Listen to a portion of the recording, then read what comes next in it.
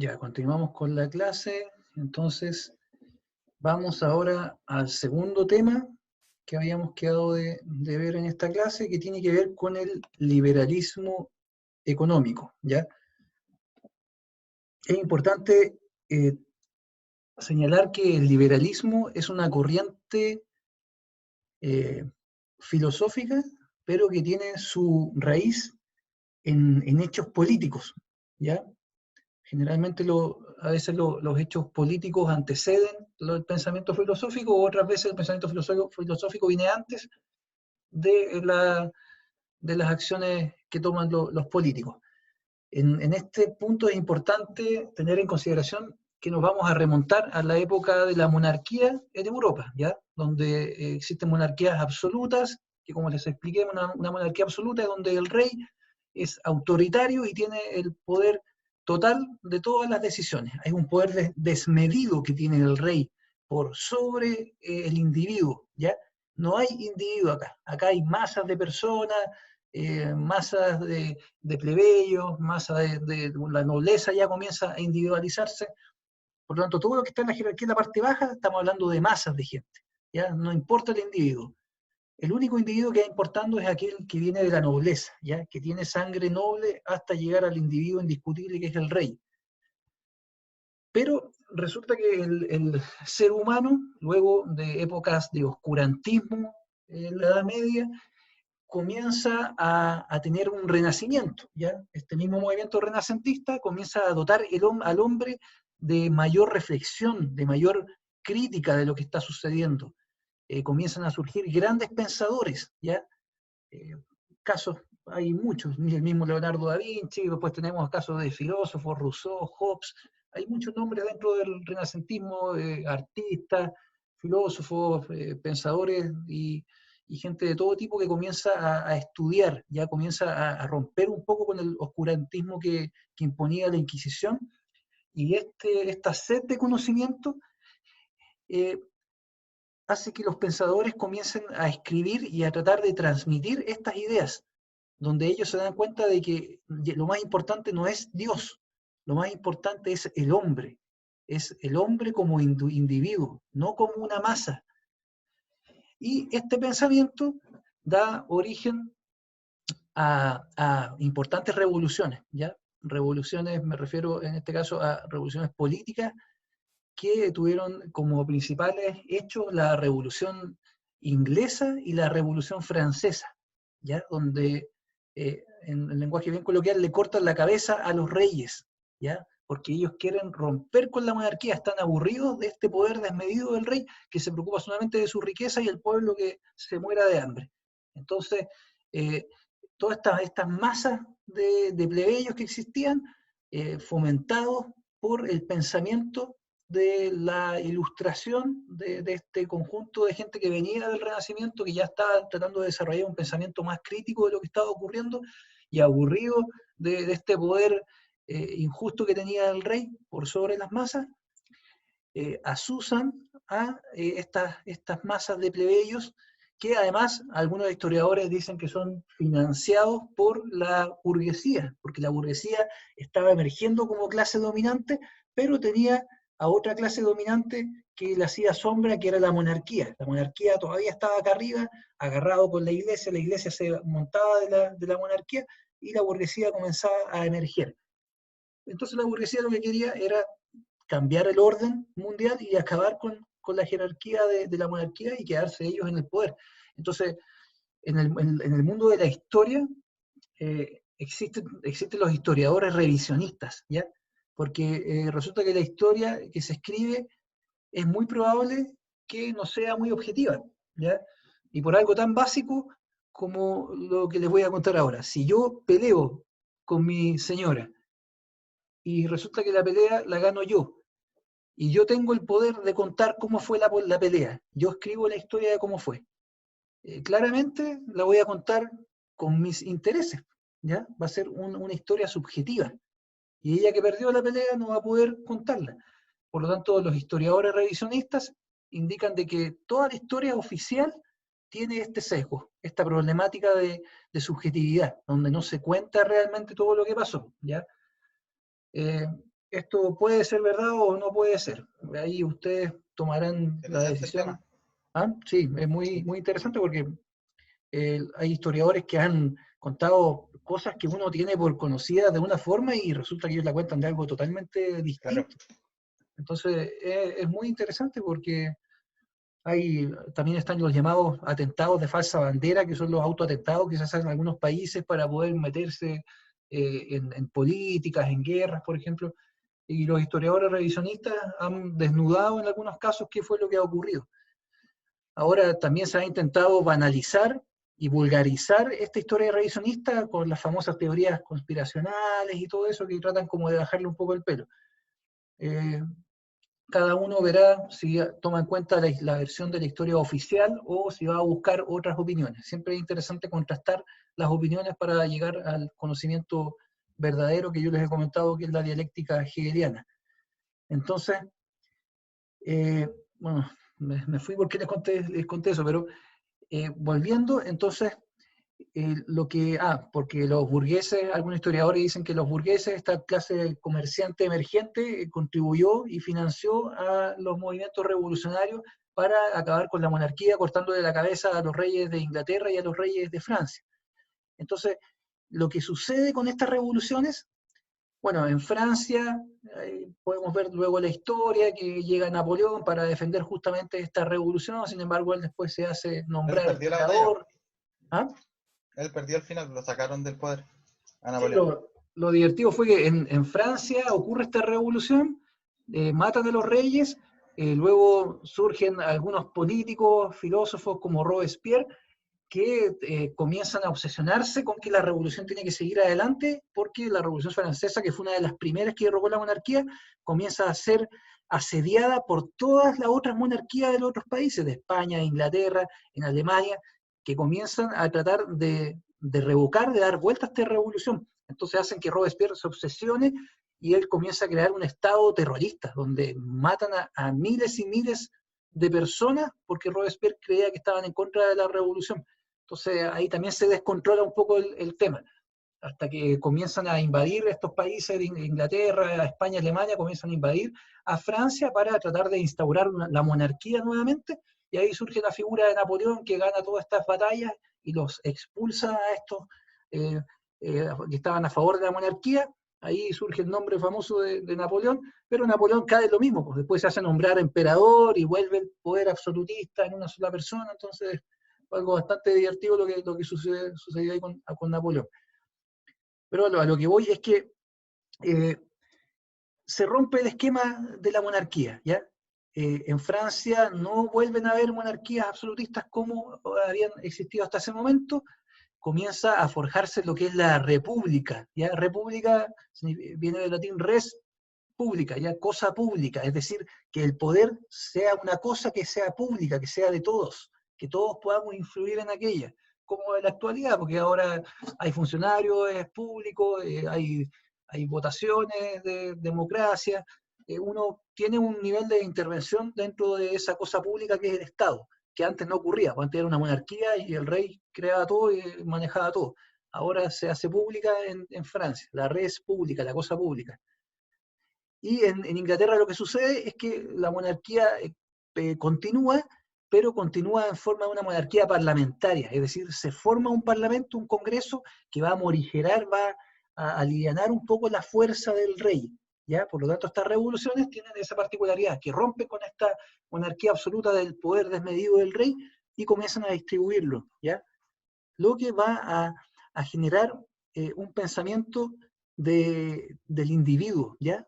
Donde el individuo es lo importante. Y acá surgen grandes pensadores como Rousseau, Jean-Jacques Rousseau, francés, que él indica que los hombres se van a hacer libres mediante la existencia de leyes, porque las leyes van a ser las que van a poder detener un poco el poder de los poderosos y a darme a mí derechos, ¿ya? Por otro lado, surge un filósofo inglés, John Locke, que él indica que los derechos individuales de cada una de las personas deben estar por sobre los derechos del Estado, ¿ya? Es decir, yo soy más importante que el Estado. Por lo tanto, vamos a satisfacer mis derechos como individuo, como persona, ¿ya? Derrocamos a este rey que nos veía a nosotros como una masa uniforme que no éramos nadie, y ahora vamos a nosotros tener el poder como cada individuo perteneciente a la población. Para eso también van surgiendo pensadores como el francés Montesquieu, que ellos indican que para que haya una buena regulación, para que no haya este poder desmedido, debe haber una separación de poderes. Y esta separación de poderes va a consistir en un poder judicial, en un poder ejecutivo y en un poder legislativo. De esa forma los poderes se diluyen, ya no va a haber un poder absoluto que va a tener todo. Lo vamos a diluir y distribuir en 3 poderes. ¿Ya? De esa forma estos 3 poderes se van a fiscalizar, se van a controlar, ninguno va a estar por sobre el otro, y vamos morigerando un poco, alivianando este poder absoluto que estaba en contra de los individuos. Ahora lo importante son los individuos. Y bueno, todos sabemos lo que la Revolución Francesa establece en los derechos fundamentales del hombre, que claramente ahí tenemos un cambio de paradigma donde, como les comento, lo importante es el ser humano, y establece como estas 3 premisas básicas, que es la libertad, la igualdad y la fraternidad.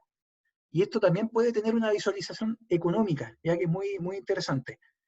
Y esta visualización económica de la libertad, igualdad y fraternidad la podemos ver, por ejemplo, señalando de que la libertad vendría siendo la libertad económica, de que cada uno pueda generar su propio negocio, vender lo que quiera, vender como quiera, ¿ya? Que esto es un principio ya liberal del pensamiento económico, libertad.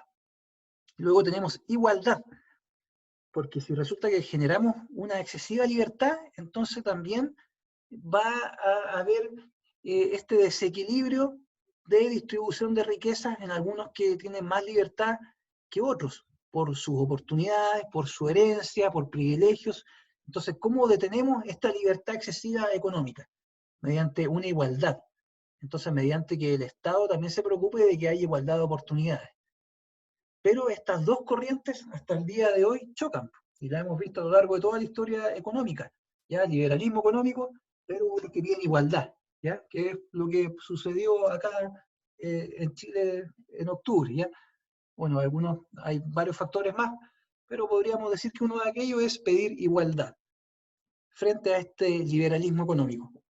Entonces, en la Revolución Francesa las premisas eran 3, acá tenemos 2, y era muy inteligente la tercera, porque algunos economistas que abarcan estas 3 premisas dicen, pero para poder lograr esta comunión entre libertad y igualdad, ¿cómo lo hacemos? Tiene que haber fraternidad, que es la tercera premisa de la Revolución Francesa. Libertad, igualdad y fraternidad. Solo con fraternidad vamos a poder congeniar el liberalismo económico y la igualdad de oportunidades. Entonces, una interpretación muy interesante de los derechos del hombre que se constituyen en la Revolución Francesa, con estas 3 premisas vistas desde un punto económico, ¿ya? Entonces, en estos momentos, el fin último del ser humano es la felicidad, ¿ya? Y la felicidad no es alcanzable si no hay libertad. En los tiempos de la monarquía no había libertad. El rey de repente tenía cualquier iniciativa autoritaria y mandaba a encarcelar a los que se les diera la gana, no había libertad, todos eran prácticamente siervos, esclavos del rey.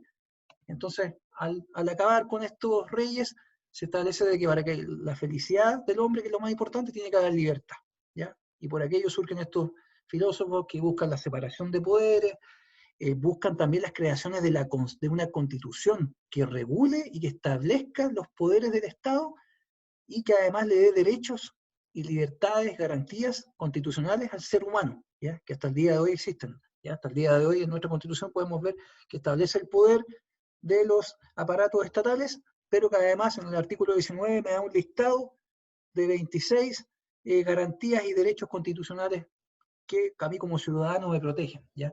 En esos tiempos ya se estaba pensando en que tenían que existir constituciones para darle seguridad al individuo. En esos tiempos también se pensaba que había que haber un gobierno representativo, es decir, una democracia donde todos votamos eligiendo a nuestros representantes, la democracia representativa, ¿ya?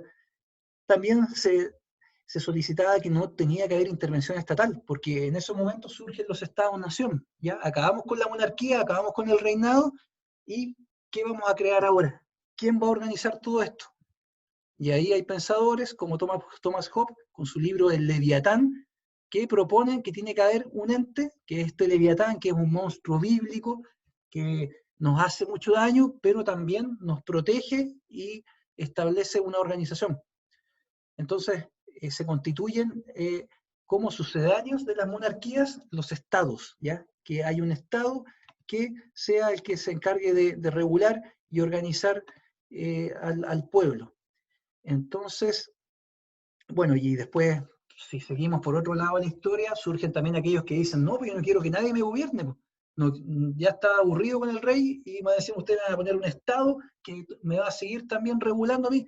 Yo no quiero estado, no quiero nada. Y así surgen también los primeros anarquistas, ¿ya? El anarquismo, una de sus principales teorías, es que ellos se van a regular solos, no necesitan ninguna autoridad, ningún poder que les dé órdenes. Entonces allí ya comienza a surgir una raíz que no estaba de acuerdo con la sustitución. Si no estaba de acuerdo con la monarquía, ahora tampoco estaba de acuerdo con que existiera un Estado. Sin embargo, el Estado-nación se constituye como un sucedáneo del rey para poder regular y organizar la vida. Pero resulta que como la población y los pensadores estaban tan aburridos de que existiera un poder desmedido del rey, también tenían miedo que existiera un poder desmedido del Estado. Por lo tanto, acá también el movimiento liberal que va surgiendo en esta época, también piden que no haya intervención estatal.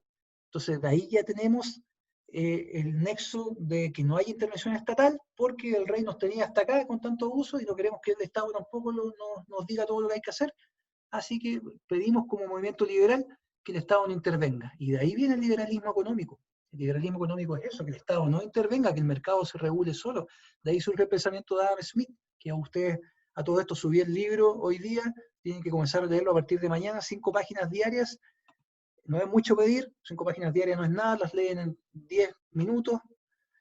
Y de aquí a terminando junio ya deberían, no lo van a poder terminar porque yo saqué el cálculo, son como 70 días que quedan, eso por 5 van a llegar hasta como la página de 350. El libro tiene 460 páginas, no lo van a alcanzar a leer todo, pero lo van a leer en su gran mayoría y si quieren después lo pueden terminar en su tiempo. Porque es importante que tengan ya como base el Manifiesto Comunista y la riqueza de las naciones. Con eso yo creo que es un buen sustento teórico que van a tener en su mente respecto a la historia del pensamiento económico, ¿ya? Entonces, el movimiento liberal ya comienza con la no intervención del Estado, porque, como les decía, es como el fantasma que queda de la monarquía, que todo lo regulaba y ordenaba. Por lo tanto, nuestro típico pensamiento binario de sí, no, blanco, negro, todo extremo, como sesgo cognitivo, nos hace establecer de que si intervenía mucho el rey, el Estado lo va a hacer de igual forma, por lo tanto ahora queremos que no haya ni una intervención. ¿Ya? El ser humano funciona así, todo extremo. Nos cuesta mucho llegar a equilibrios. Luego de estas revoluciones, bueno, hay que mencionar que la Revolución Francesa, que fue en 1789, se inspira en la independencia norteamericana, que fue en 1776, ¿ya? La independencia norteamericana de Estados Unidos justamente están aburridos con el poder y las leyes impuestas por el rey, y es una de las primeras naciones en el mundo que se puede llamar liberal, ¿ya? Porque es la primera nación de Estados Unidos que propone la primera constitución de la que se hablaba en esos momentos, sin perjuicio de que en el año 1218 por ahí, Inglaterra, hubo un rey que generó la primera Carta Magna, ya estableciendo derechos del hombre, ¿ya? Pero en la época más moderna, en 1776, Estados Unidos, luego de independizarse, forman una de las primeras constituciones. Ya es importante también de que todo en este movimiento liberal, como les digo, el individuo es lo importante, por lo tanto surgen los conceptos también de derechos humanos, sin perjuicio de que ya en algunos pensadores asiáticos como Confucio, en el año 551 antes de Cristo, ya hablaban de derechos del individuo, no derechos humanos como ese eslogan que surge después de la Segunda Guerra Mundial, pero sí hablaba de los derechos de cada persona. En el año 551 a.C., Confucio.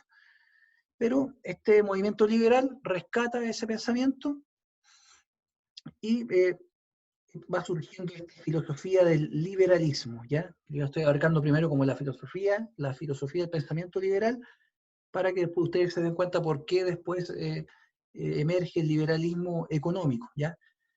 el liberalismo también, sus ideas es que, o su propuesta es que existan varias ideas, ¿ya? Pero que ninguna se valga del Estado para hacerla prevalecer por sobre la de otros, ¿ya? Yo tengo una idea, no me voy a agarrar del Estado para que obligue a todos a que crean en mi idea. El liberalismo da la opción de un pluralismo de ideas, ¿ya? Porque todo lo que se va a hacer es por y para el hombre, ¿ya? Eso es lo importante, la felicidad del hombre, del individuo, que no haya una imposición de uno sobre otro agarrado de un poder, ¿ya? Eh, ¿Qué más podemos decir respecto del liberalismo? Eso como pensamiento filosófico, ¿ya? Eso surge un poco del pensamiento filosófico. Vamos a ver ahora de qué hablamos cuando hablamos de liberalismo económico, ¿ya? Los economistas de esos tiempos y más avanzados toman esta misma idea, por economistas me estoy refiriendo a Adam Smith principalmente, toman esta idea liberal que surge, van viendo todos los hechos que les he contado y dicen, bueno, si entonces la libertad es lo importante y todos los estudios que yo he hecho vamos a hacer que esta libertad del ser humano, que es lo más importante para este movimiento liberal, lo vamos a aplicar en la economía, ¿ya?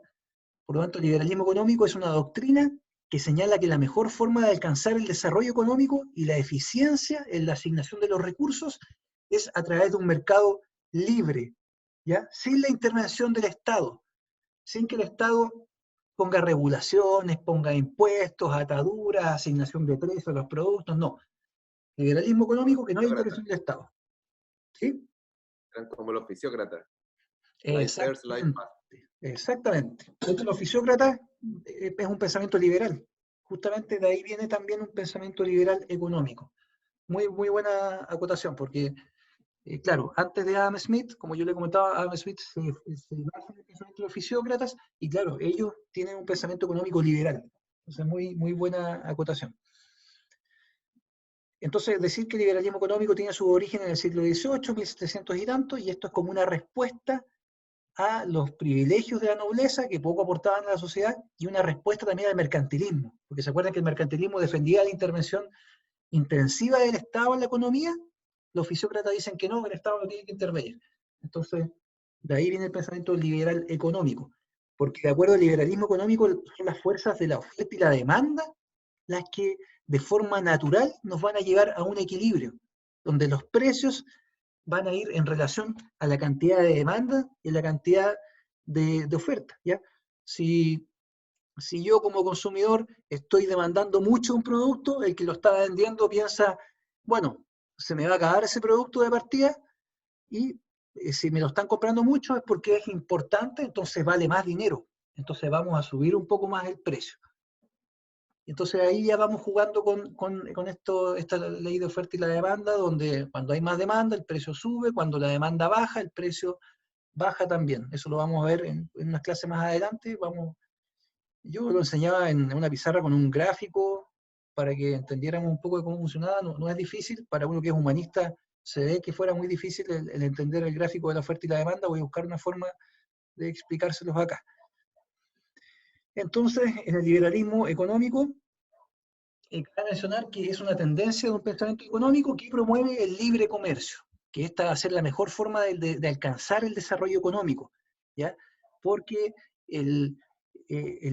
por así decir, la necesidad de una persona va a generar la venta de un producto, ¿ya? Es decir, yo quiero vender un producto para yo poder tener para comer.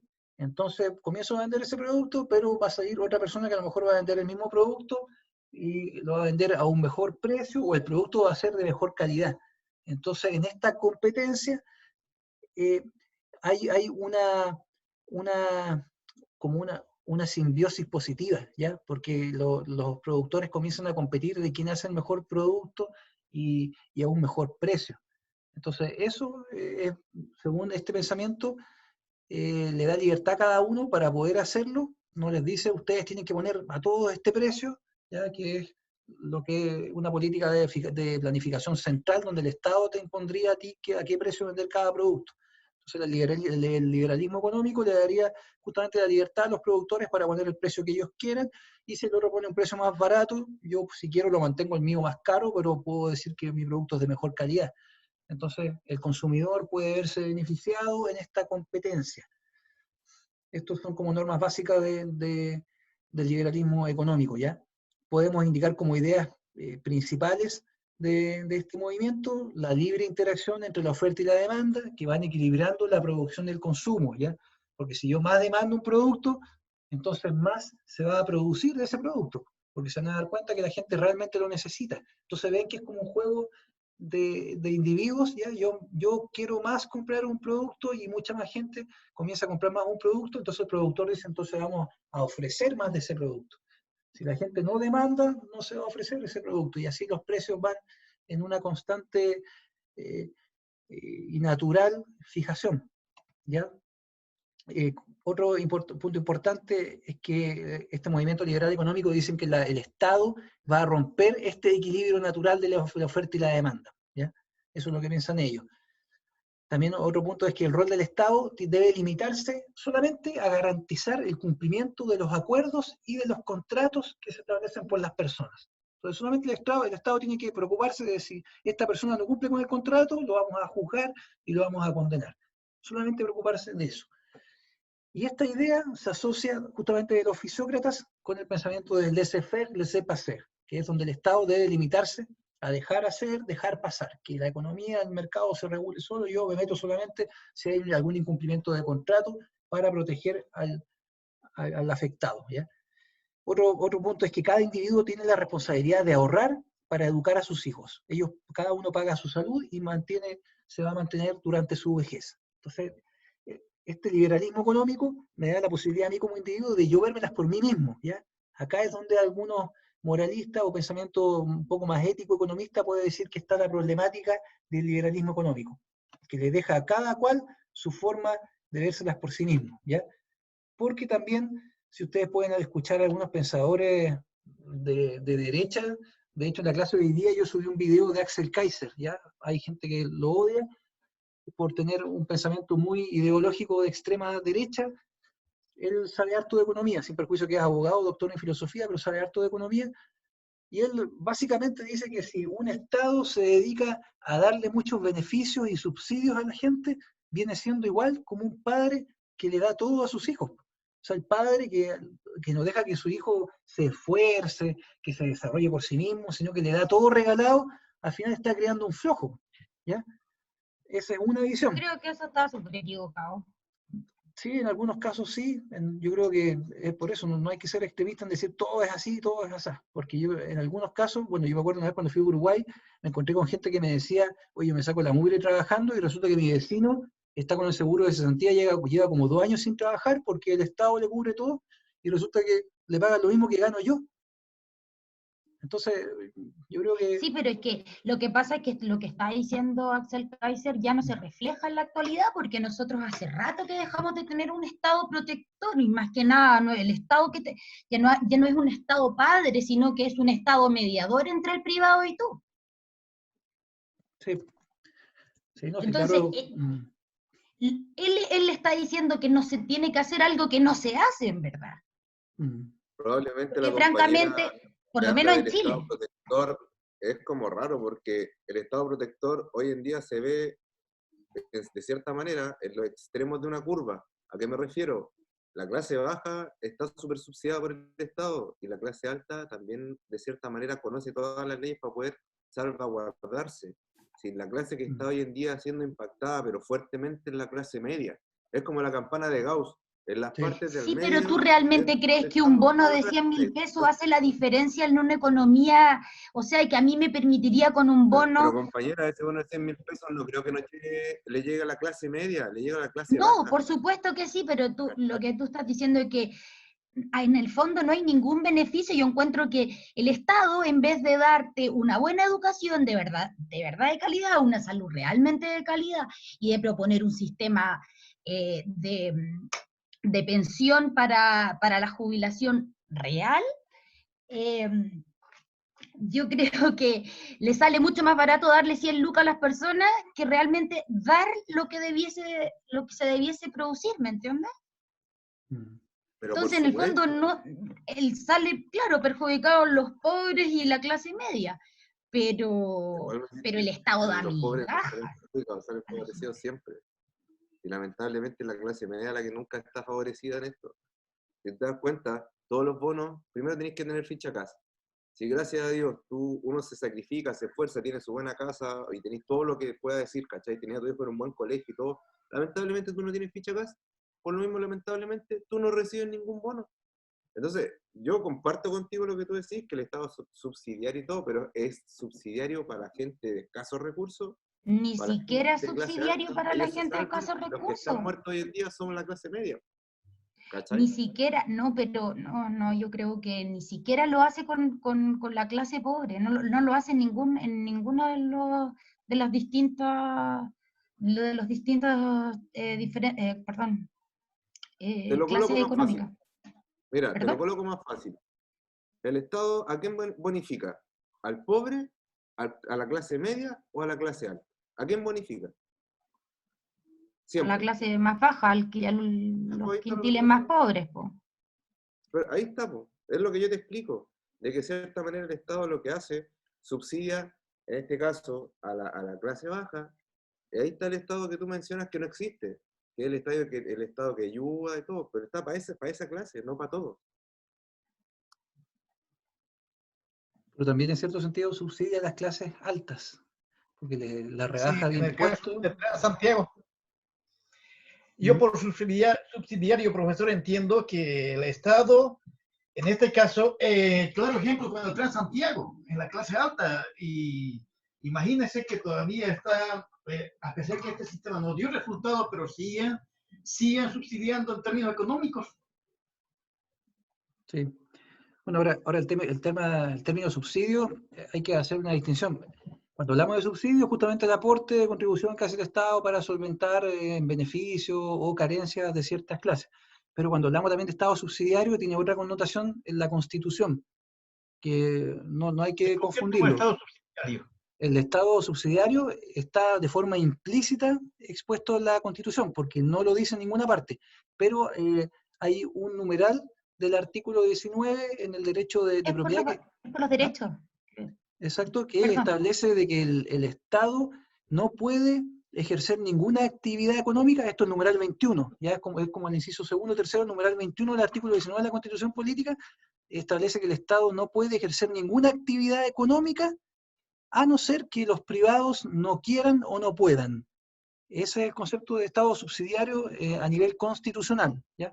Solamente para que sepamos que una cosa son los subsidios que da el Estado y el otro concepto constitucional de Estado subsidiario, que el Estado no se puede meter en temas económicos y es justamente el toque liberal de la Constitución, donde le prohíbe al Estado a meterse en la economía. Solamente lo podría hacer con una ley de quórum calificado, es decir, con la mayoría absoluta de diputados y senadores que estén de acuerdo, que el Estado ya puede meterse en la industria de petróleo, la industria energética. Solamente con esta ley, que requiere un muy alto quórum, podría el Estado meterse en actividades que los privados no quieren o no pueden hacer. Porque, de hecho, si el Estado se mete en alguna actividad económica sin esta ley de quórum calificado, cualquier persona puede interponer un recurso de amparo económico ante la Corte de Apelaciones y indicando, oiga, el Estado se está metiendo en una actividad económica cuando eso no lo permite ninguna ley de quórum calificado. La Corte de Apelaciones revisa el tema, después lo revisa la Corte Suprema y podrían decirle al Estado, no, usted no se meta en esta actividad, no hay ley de quórum calificado. Entonces es un toque liberal económico que tiene impuesta nuestra Constitución. Nuestra Constitución tiene toques económicos, ¿ya? Que ordenan un sistema económico en nuestro país. Por eso es otro de los motivos que también se quiere cambiar. Eso es el numeral 21, artículo 19. A eso se refiere el Estado subsidiario. Otra cosa son los subsidios que da el Estado, solamente para que sepamos que tiene esas dos acepciones. Pero el tema que estamos discutiendo es un tema que se ha discutido a lo largo de toda la historia de la economía.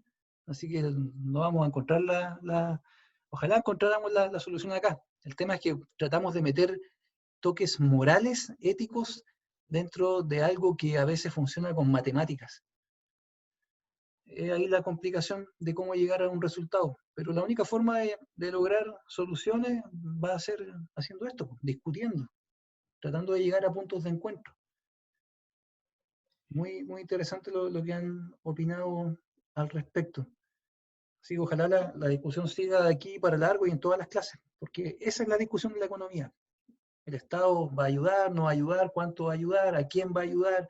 Esa es la política de la economía. ¿A quién voy a producir estos recursos escasos? ¿A quién los voy a distribuir? ¿Cómo los voy a distribuir? Entonces, justamente ustedes ya están entendiendo cuál es el busilis, el tema de toda esta problemática. Miren, lo que tengo yo ahora aquí porque ahí yo hago un orden con cómo voy a ir con la clase. Se supone que todos hoy día tienen que haber terminado, o por lo menos ya haber llegado a gran parte de la lectura del Manifiesto Comunista. Entonces, para hacer esto un poco más dinámico, les voy a dar, tengo las 8:50, les voy a dar 10 minutos para que desarrollen ustedes a lo más en una plana, no que me la envíen, pero que desarrollen ustedes una idea, un breve resumen de lo que ustedes han leído, ¿ya? Del Manifiesto Comunista. Entonces la idea es que cada uno de ustedes desarrollen una página para ustedes, un breve resumen del Manifiesto Comunista, luego les envío el último link a las 9 y cada uno me va a comentar su punto de vista respecto a este libro, ¿ya? No tengan miedo, aquí cualquiera se puede equivocar, nadie es infalible, nadie se las sabe todas, así que la idea es que también comencemos a desarrollar un poco nuestra actividad escénica, ¿ya? La idea es que ustedes como abogados van a tener que hablar mucho, van a tener que hablar frente a jueces, frente a mucha gente, así que hay que empezar a romper todos los miedos que algunos hemos tenido. Yo era muy tímido y enfrentándome a todos los miedos he logrado vencer eso, así que hay que enfrentarse a los miedos. Por lo tanto, tienen 10 minutos desde ahora, les envío un último link y ustedes los voy a ir nombrando por cada uno. Los que se conecten, seguramente algunos se van a arrancar. Les voy a ir nombrando para que me comenten un breve resumen de 1 o 2 minutos de lo que ustedes leyeron del Manifiesto Comunista para dar por concluida la lectura de ese libro y comenzar a partir de mañana ya con las 5 páginas diarias de La riqueza de las naciones de Adam Smith. Así que les doy los 10 minutos y les aviso por WhatsApp y por correo el nuevo link. Nos vemos, que estén bien, gracias.